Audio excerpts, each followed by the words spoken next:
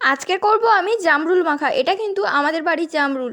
কীরকম খেতে লাগে সেটাও তোমাদের বলবো। এটা আমি ফার্স্ট টাইম মাখা করে খাচ্ছি। তারপরে জামরুলগুলো আমি ভালো করে ধুয়ে তাতে ছোট ছোট করে কেটে নিয়েছি। তারপর দিয়ে দিলাম 1 চামচ লবণ, একটু বিট লবণ। তারপরে আমি দিয়ে দিচ্ছি চাট মশলা। তারপর দিয়ে দিচ্ছি হাফ চামচ চিনি, একটা লেবু পাতা আর কাঁচা লঙ্কা।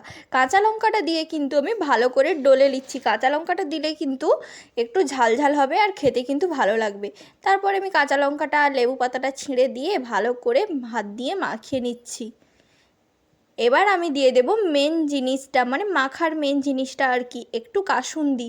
প্রথমে 1 চামচ দিলেও পরে কিন্তু আমি 2 চামচ দিয়েছিলাম। এতে করে কিন্তু মাখার টেস্টটা দ্বিগুণ বেড়ে গিয়েছিল। তারপরে কাসুন্দি দিয়েও ভালো করে আমি হাত দিয়ে মাখিয়ে দিলাম। সত্যি কথা বলতে এটা খেতে কিন্তু আমার দারুণ লেগেছে। তোমরা খেয়েছো নাকি আমাকে অবশ্যই কমেন্ট করে বললো। ভালো লাগলে প্লিজ সাবস্ক্রাইব।